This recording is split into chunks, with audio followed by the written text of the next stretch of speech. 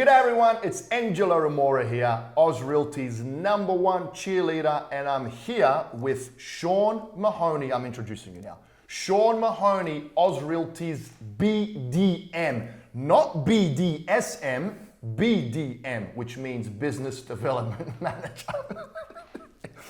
Sean, hey, so, sorry mate, I had to do it, I had to. Both acronyms are great. I want to talk about today what's been pissing you off, Lana, Bex, Martha, me, Tika, bloody everyone. The biggest scam, let's call it a scam in property management, and it's not just recent. This has been going on ever since I moved to the US in 2012, and that is maintenance upcharge. Do you want to talk about that a little bit? Non-existent maintenance upcharge, how much they upcharge, even if it's in-house maintenance, they still upcharge. And then I'm going to mention something else that's also been pissing me off, targeted to a few other property management companies in town. Well, they kind of blend together because when you say it pisses us off, I know that I get a lot of calls from people who say, well, your competitors don't have any maintenance markups. Bullshit. So the way that it works is that most other companies actually hire in their maintenance. They're not independent.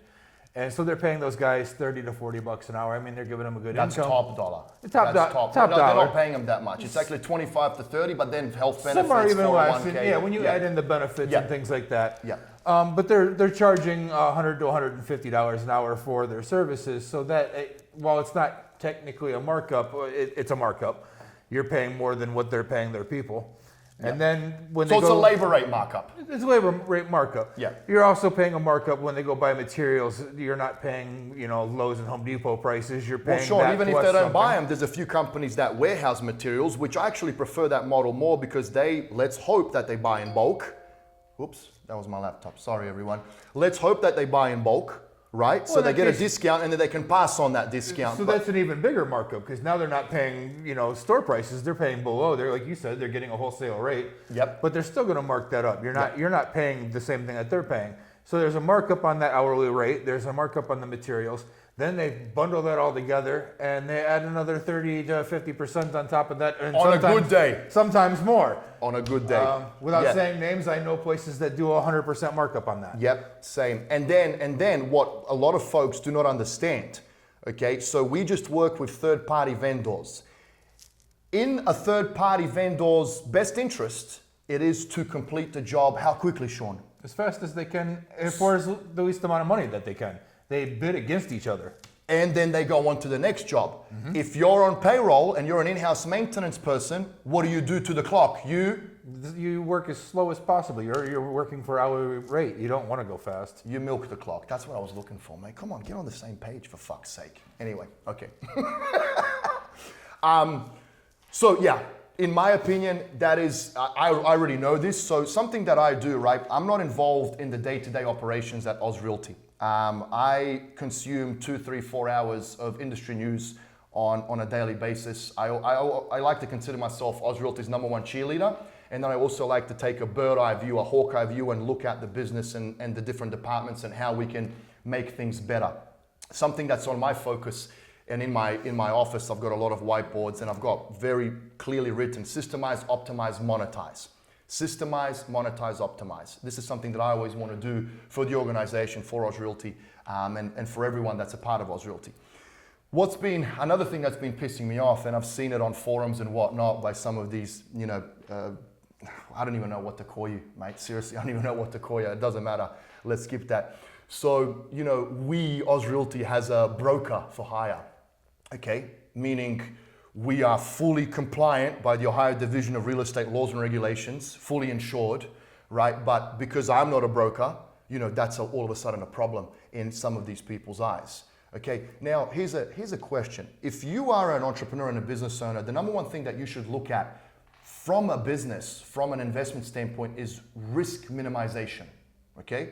Most folks, when they're looking at an investment or they're looking at business, everyone gets excited about what the cash flow could be, what the return on investment could be, how much profit the business can make. But you're not preparing for a black swan event. You're not looking at it, you're not reverse engineering it to actually look at what could go wrong, and then if you could subsidize whatever goes wrong, right? And if you could allow that whatever goes wrong to not affect the livelihood of your business. So I'm doing the Donald Trump weave. I'm coming back now to the meat. Everyone in Toledo, every other property management company is run by owners who are brokers, okay?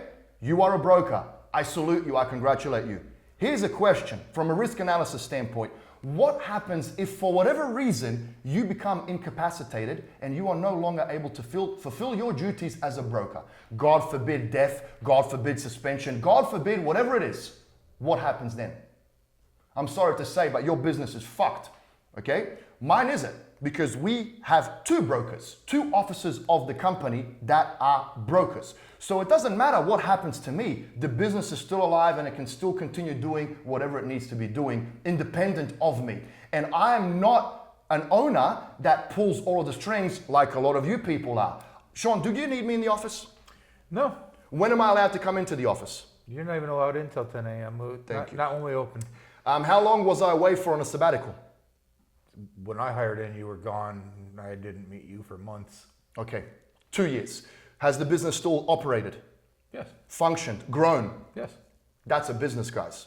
I'm proud to say that that's a business. And that comes down to 14 years of doing what we're doing, having the right people, having the automation, having the tech. So give me a break with that broker shit, okay? Stop nickeling and diming investors to death because you have way too many overheads, so you can't afford anything else but to nickel and dime investors to death. We don't need to do that. And that's it, man. I rest my case. I don't want to talk anymore. I'm done.